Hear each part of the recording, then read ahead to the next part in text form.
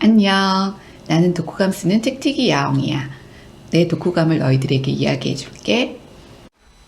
이 책을 처음 서점에서 발견했을 때 나의 삶에 의문을 갖고 있었어. 어느 정도 나이가 되면 인생을 살아가는데 무언가 깨달음을 갖게 되고 안정과 평안함을 누리게 될 줄 알았어. 그런데 아니더라고.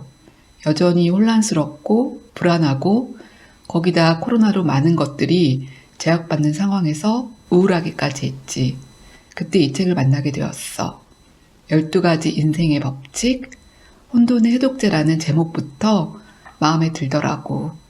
무엇보다도 이 책을 쓴 조던 피터슨이란 분의 얼굴을 보며 그분의 삶이 편안하지 않았을 것 같았기에 그 책에 더욱더 끌렸어. 이 책이 독후감을 쓰는 것이 하나의 도전이 되겠지만 그래도 꼭 소개하고 싶기에 이 책을 선택했어.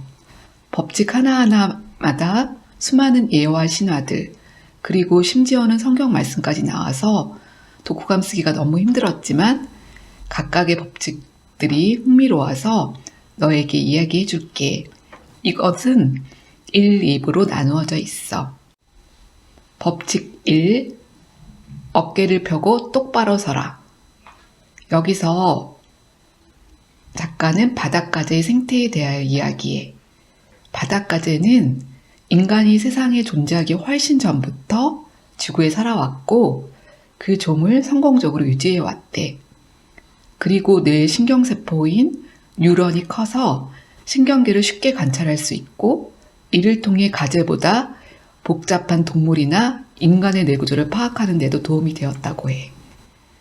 바닷가재는 성체가 되기 위해서 탈각 과정을 거쳐야 해. 즉, 예전 껍질을 벗고 새 껍질이 생기기까지 아주 연약하고 공격받기 쉬운 시기를 지나야 하는 거야. 그래서 바닷가재는 자신을 보호할 수 있는 안전한 은신처를 열심히 찾아. 그러나 그런 은신처는 한정적이기 때문에 경쟁이 무척 심해. 그곳을 얻기 위해 종종 큰 싸움이 일어나지. 이때 승자는 안전하고 튼튼한 은신처를 얻는 반면 패자는 거기서 쫓겨나가 도태되거나 싸움으로 인한 상처로 인해 죽기도 한대. 또한 승자가 많은 것을 독식하는 것처럼 안전한 은신처가 있는 수컷가재는 암컷 가재들에게도 매력적이어서 자기 종족을 널리 퍼질 기회도 많이 갖게 되지. 이러한 승자와 패자, 그리고 싸움에도 참여하지 못할 정도로 약한 바닷가재, 즉 철저한 서열 구조 때문에 바닷가재는 지금까지도 종을 유지하고 있어. 그건 인간 세계도 마찬가지인 것 같아. 작가가 말한 것처럼 상위 몇 %의 그룹이 많은 것을 독식하지. 그럼 서열이 낮은 하위 그룹의 가재나 사람들은 어떻게 해야 할까? 계속 실패자로 남아 있어야 할까? 그럼 패배의식을 끊어낼 순 없을까? 작가는 긍정적인 순환고리를 만들어내야 한다고 해. 즉, 어깨를 펴고 똑바로 서야 한다고. 이 문장은 단순히 몸만 똑바로 하라는 것이 아니야. 정신도 똑바로 해야 함을 의미하지.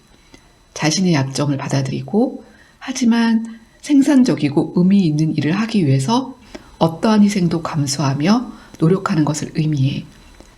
자세부터 반듯하게 원하는 것이 있다면 당당하게, 그리고 더 나은 사람이 되기 위해 좁고 험한 길도 마다하지 않겠다는 의지로 어깨를 펴고 똑바로 서라고 하고 있어. 내가 예전에 테드에서 들은 건데 이 책에서 말하는 것과 일맥상통해. 자세를 자신 있게 하는 것만으로, 즉 인터뷰 들어가기 전에 어깨를 쭉 펴고 고개를 들고 확신에 찬 모습을 하는 것만으로 뇌에서 좋은 호르몬이 나와서 인터뷰 성공률을 높인다고 했어. 데이트도 마찬가지고. 법칙 2. 당신 자신을 도와줘야 할 사람처럼 대하라. 우리는 종종 우리가 기르는 고양이나 강아지가 아플 때 꼭 병원에 데려가고 의사가 시킨 대로 약을 잘 먹이고 돌봐주지. 또한 우리 반려동물을 돌보는 의사가 최고인지 체크해보고 의사가 시킨 대로 지시를 잘 따라서 반려동물을 지극정성으로 돌보잖아. 반려동물을 우리 몸보다도 더 소중히 여기는 일이 많은 것 같아. 근데 정작 우리는 의사에게 처방받은 약이나 지시를 잘 지키고 있을까? 작가는 예를 들어 100명이 약 처방을 받는다면 약 3분의 1은 약국에도 들리지 않고 나머지 3분의 2는 약은 받아가긴 하지만 제대로 복용하지 않는다는 거야. 복용량을 지키지 않거나 중간에 약을 끊어버리거나. 근데 사실 나도 그렇거든. 그럼 왜 우리는 이러는 걸까? 작가는 창세기에 있는 아담과 하와 그리고 뱀의 이야기를 하고 있어. 창세기에서 하나님은 아담과 하와에게 에덴 동산에 있는 모든 것을 다스리고 먹어도 좋다고 했지만 선악과는 따먹지 말라고 하셨지. 그러나 뱀에게 속은 하와가 선악과를 먹고 그리고 아담에게도 권해. 아담도 먹게 되지. 그들은 에덴에서 쫓겨나고 힘든 삶을 살게 되었어. 다시 우리가 왜 우리를 반려동물만큼도 돌보지 않는 걸까? 자신을 제대로 보살피려면 자신을 존중해야 해. 그러나 우리는 무엇보다 우리 자신을 잘 알기 때문에 우리가 스스로 타락한 피조물이라는 걸 잘 알기 때문이지. 또한 현대사회는 언제나 인간은 오만하고 자기 중심적이어서 자기만을 생각한다는 냉소주의가 만연해 있어서 인간은 존중받을 이유가 있을까라고 더 이렇게 느끼게 된다고 해. 하지만 예수님께서 말씀하신 남에게 대접하고 싶은 대로 남을 대접하라와 내 이웃을 내 몸처럼 사랑하라를 이렇게 해석해 보는 게 어떨까라고 작가는 말해. 서툴고 부족한 사람들을 이해하고 용서하고 도와주는 것처럼 나약한 나 자신을 포용하고 사랑하라로.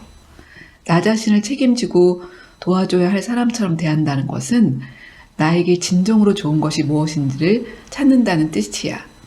내가 원하는 것을 좋은 거로 착각하지 말고 제대로 보살피는 것, 그리고 꿋꿋이 살아내는 것, 그러면서 자연스러운 자긍심과 당당한 자신감을 가지고 살아가야 한다고 해. 즉, 당신 자신을 도와줘야 할 사람처럼 대하는 것, 이것이 당신이 가장 먼저 해야 할 일이라고 이 법칙은 말해줘. 법칙 3. 당신에게 최고의 모습을 기대하는 사람만 만나라. 여기서 작가는 어려서부터 청소년기를 보낸 고향 캐나다 엘버타주의 페어뷰라는 곳에 대하여 이야기해. 그 당시에 이곳은 너무 춥고 한 3,000명 정도가 살며 도시로부터 멀어서 문명의 이기가 들어오기에는 외진 곳이었어. 그래서 그곳의 젊은이들은 할 게 별로 없었고 그러기에 친구가 매우 소중했지. 작가에게는 크리스와 그의 사촌 에드 그리고 몇몇의 친한 친구들이 있었어. 이들과 같이 긴긴 겨울밤의 지루함을 여러 곳을 끝없이 드라이브하며 보냈지. 그러다가 집주인 없는 집에서 열리는 시시껄렁한 파티를 전전하며 청소년기를 보냈어. 하지만 작가는 그곳을 벗어나고 싶어 했고 그곳을 떠나 대학에 갔지. 하지만 그의 친구 크리스와 에드 등등은 고향을 떠나지 못했고 약에 취해 살았어. 심지어 크리스는 30대에 자살하고 말았어. 그들은 왜 그곳을 벗어나지 않고 인생에 도움이 되지 않은 친구들을 사귀면서 서로를 망쳐간 걸까? 우리는 왜 인생에 도움이 되지 않는 친구들을 선택하는 것일까? 많은 이유가 있지만 그중 하나는 누군가를 도와주려는 마음이라고 해. 그러나 그것은 순진무구하거나 허영심이나 나르시즘, 즉 내가 그보다 낫다는 마음일 수 있어. 누군가를 진정으로 돕는 것은 아주 어려운 일이야. 그가 스스로 변하려 하지 않는다면 더더욱이. 정말 누군가를 돕고 싶다면 그가 진정으로 변화를 원할 때까지 기다려야 해. 그러고도 많은 힘든 과정을 거쳐야 하지. 암튼 우리는 지금의 우리 모습보다 나은 모습을 원하는 사람들과 만나야 해. 그들은 우리가 냉소적이고 파괴적인 모습을 보일 때 등을 돌릴 거고 우리는 그들을 만족시키기 위하여 좋은 모습을 보여주려 노력하게 될 거야. 선하고 건강한 사람들과 함께 지내는 일이 쉬울 것 같지만 사실은 그렇지 않아. 오히려 문제 많고 질 나쁜 사람들과 지내는 것보다 더 어려워. 몸과 마음이 모두 건강한 사람은 이상적인 친구지. 그런 사람과 가까이 지내려면 강인한 의지와 꾸준한 노력이 필요해. 하지만 그럼에도 불구하고 우리는 우리에게 최고의 모습을 기대하는 사람만 만나라고 작가는 이야기해. 이 이야기는 나에게 언젠가 들었던 이야기를 생각하게 되었어. 정말 좋은 친구를 만나고 싶다면 내가 정말 좋은 사람이어야 한다고. 그렇지 않으면 좋은 친구를 만났다고 해도 놓쳐버리고 만다고. 그리고 우리에게 최고의 모습을 기대하는 사람 앞에서 우리는 좀 더 발전할 수 있을 것 같다는 것이 내가 이 법칙을 좋아하는 이유야. 법칙 4. 당신은 다른 사람과 비교하지 말고 오직 어제의 당신하고만 비교하라. 작가는 우리가 종종 다른 사람과 나를 비교한다고 해.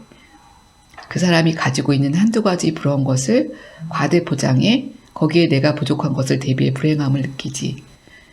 그러나 이 책은 남과 나를 비교하는 것은 언제나 우리에게 불리할 수밖에 없다고 해. 어렸을 때는 판단 기준이 없기 때문에 그런 게 도움이 될지 모르겠지만 나이가 들고 성숙해지면서 고유한 개성을 갖게 되고 삶의 조건들이 개인화되면서 다른 사람들과의 비교는 점점 무의미해진다고 서술하고 있어. 그래서 이때 우선 가장 먼저 할 일은 자신에 대한 철저한 점검이래. 자기 내면의 비평가에게 점검을 요청해 마음을 점검받아야 한대. 그래서 자기 중에 변화가 필요한 부분이 무엇인지, 이를 위해 무슨 노력을 해야 하는지를 자신과의 섬세한 협상을 통해 이뤄내야 한다고 충고해. 그리고 이 과정은 힘들기에 자신에게 자그마한 보상을 해주는 것도 도움이 될 거라고 하지. 처음부터 거대한 목표보다는 실행하기 쉬운 작은 목표를 세우고 자신을 끈기 있게 격려해 줘야 한다고 충고해. 삶이 나아지기를 간절히 원한다면 이제까지의 삶에 대한 태도를 바꾸고 의미 있는 목표를 향해 처음부터 끝까지 다시 생각하고 노력해야 한다고 말하지. 좋은 삶은 책임질 일이 많아진다는 것을 의미하니까 조심스럽게 접근해야 해. 현재에 집중해서 다른 누군가와 비교하지 말고 오직 어제의 나하고만 비교해서 남들의 시선에 신경 쓰지 말고 남들 일에 간섭도 하지 말고 오늘에 집중해 자기에게 높은 목표를 세워서 그 과정을 즐기며 나아가는 것이 결국은 이 세상을 살기 좋은 곳으로 만드는 일이라고 말하고 있어. 맞아. 우리는 종종 우리가 가진 것을 놓쳐버리고 남의 떡만 부러워하기 일쑤인데 그러면서 난 이래서 안 돼 라고 포기하는 일이 종종 있는데 만약 우리가 어제의 우리하고만 비교한다면 오늘을 좀 더 의미 있게 바꿔나갈 수 있을 것 같아. 법칙 5. 아이를 제대로 키우고 싶다면 처벌을 망설이거나 피하지 말라. 이 법칙이 지금 우리 사회에서 부는 분위기랑 다르다고 생각할 수 있겠지만 나는 어느 정도 공감할 수 있는 법칙이었어. 작가는 모든 인간이 그렇듯이 어린아이 역시 선하기만 한 존재는 아니라고 해.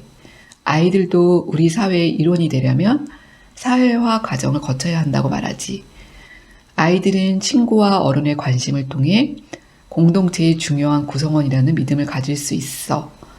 그래서 아이들이 제대로 성장하려면 주변 사람들의 관심이 반드시 필요해. 특히 부모는 정말 중요해. 부모는 자녀와 사회를 연결해주는 역할을 하는 사람이야. 그러므로 공감과 장기적 판단으로 섬세하게 자녀를 훈육하는 것이 부모의 책임이라고 서술하고 있어. 그러면서 훈육 원칙을 정리했지. 첫째, 중요한 최소한의 규칙만 남겨라. 두 번째, 그 규칙을 적용할 때 최소한의 힘만 사용하라. 세 번째, 부모가 함께 노력해야 한다. 네 번째는 부모는 자신들도 교만하고 원망하고 분노하고 기만하는 인간이라는 사실을 알아야 한다. 마지막으로 부모에게는 현실 세계의 대리인으로 행동할 의무가 있다. 즉 자녀의 행복을 보장하고 창의력을 키워주며 자긍심을 북돋워야 할 책임이 있다고 해. 아이를 잘 키우고 싶다면 배우자와 솔직히 자녀가 언제 좋고 싫은지 솔직하게 상의해보라고 의견을 제시하고 있어. 배우자가 아니면 아이를 잘 아는 사람과 함께. 아이에게 싫은 면이 있어도 죄책감을 가질 필요는 없대. 아이를 잘 키우려면 먼저 본인의 마음 상태를 정확하게 파악해야 한다고 해. 어쨌든 나는 내 아이니까 미워도 사랑하지만 그 아이가 제대로 사회를 겪지 않는다면 다른 사람에게는 도외시되고 피하는 존재가 되며 결국은 사회에서 그 행동들로 인해 처벌을 받을지도 몰라. 그런 일이 일어나지 않도록 미리 대비하고 아이에게 바람직한 것과 그렇지 않은 것을 분명히 알려줘야 한다고 이 책은 이야기하고 있어. 즉, 헌신적이고 용기 있는 부모만이 자녀에게 줄 수 있는 가장 큰 선물은 올바른 훈육이라고 이 법칙은 얘기해. 법칙 6. 세상을 탓하기 전에 방부터 정리하라. 미국의 학교들에서 벌어졌던 총기 사건과 그 가해자들을 이야기하며 작가는 그들은 이 세계를 불충분하고 사악하고 존재 자체가 불평등하고 가악한 것으로 느껴 본인들이 현실의 심판자를 자처한다고 해. 그래서 세상을 전부 버리려고 했다고. 삶은 고단하고 모두 삶의 고통을 운명으로 받아들여야 해. 죽음도 피할 수 없어. 우리가 어쩔 수 없는 일에 나약한 존재야. 그리고 최악의 경우에는 삶의 이런 진실을 받아들이지 못해 조용한 자살로만 마무리하는 것이 아니라 세상을 향해 분노하고 대량 살상과 살인을 저지르기도 한대. 그러면서 20세기 범죄사의 가장 극악무도한 살인자로 꼽히는 살인범에 대해 이야기하고 있어. 그는 사소한 이유로 소년원에 수감되었는데 거기서 모진 학대와 성폭행을 당했고 소년원을 나온 후 마음속에 맺힌 분노를 억누르지 못해 절도, 방화, 성폭행, 그리고 희대의 살인마 22명 이상 죽였대. 하지만 또 다른 사람은 똑같은 일을 소년원에서 당했고 그래서 마약과 술에 빠져 살았지만 모든 것을 끊어내고 선한 사람이 되었대. 거의 불가능한 가까운 일을 해낸 거지. 또 솔제니친, 수용소 군도를 쓴 작가야. 솔제니친은 또한 자기가 선택한 공산주의 현실을 소련의 정치범 수용소에서 가혹한 현실을 이겨내며 그 부조리를 수용소 군도라는 책을 통해 공산주의 이데올로기에 심각한 타격을 입혔다고 해. 그의 용기가 공산주의라는 병적인 시스템의 폭정을 뿌리째 뒤흔들어 놓았대. 우리의 환경을 생각해봐. 우리는 우리에게 주어진 기회를 100% 활용해 왔어? 직장에서 전력을 다해 일하고 있어? 혹시 분노와 엉망에 사로잡혀 맥없이 하루를 보내고 있지 않는지? 배우자를 우리가 존중해? 자녀들을 애정으로 대하고 있어? 고쳐야 할 나쁜 습관은 없어? 당신의 삶을 깨끗이 정리하고 있어? 이렇게 작가는 질문해. 그렇지 않다면 지금부터라도 당신이 옳지 않다고 생각하는 것들, 그런 것들을 중단해야 한대. 오늘 당장 중단. 그 행동이 잘못된 거 알면서도 그 행동을 합리화하는데 시간을 낭비하지 말라고 해. 그냥 중단해야 한다는 생각이 들면 중단해라. 비겁하고 천박한 행동을 당장 중단하고 나를 나약하고 부끄럽게 만드는 것은 입에 올리지도 마. 오직 내가 강인하고 떳떳하게 말할 수 있는 것만 말하고 겸손한 마음으로 가정을 평화롭게 꾸려나가 양심과 이성을 시키는 일만 해야 해. 그렇게 노력하다 보면 변화가 느껴진대. 삶은 좀 더 단순해지고 명료해지고 그러면서 강해지고 여전히 나약하지만 맑아진 정신이 삶의 좋은 면을 발견할 거야. 즉 세상을 탓하기 전에 내 방부터 정리하라는 남이나 환경을 탓하기 전에 본인의 작은 것부터 정리하고 정돈하는 말 같아.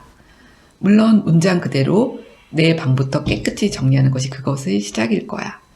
그거 알아? 세상에 엄청나게 부유하고 성공한 사람들이 80% 갖고 있는 습관. 그것은 자고 나서 침대를 정리하는 일이래. 나는 이 법칙을 요번에 다시 읽고 작가의 말대로 나쁜 습관을 그냥 중단해 버리려고 노력하고 있어. 그리고 자고 나면 침대를 정리하고 물건을 늘어놓는 나쁜 습관. 그래서 방이 지저분한데 그것도 고치려고 해. 무엇을 시작하기 전에 주변부터 정리하라는 것이 정말 좋은 말 같아. 물리적인 방이던 마음이나 몸의 나쁜 습관이던 아니면 나쁜 친구나 애인이나 배우자던 우리 모두 힘내자고. 그래도 오늘은 아주 very fresh한 new day니까. 2부에 7에서 12가지 법칙들도 기다려줘. 봄이 성큼 우리 옆에 있어. 겨울의 춥고 움츠린 마음을 훌훌 털어버리고 가까운 공원을 나가 자연의 신선함을 만끽했으면 해. 곧 만나. 빠빠이.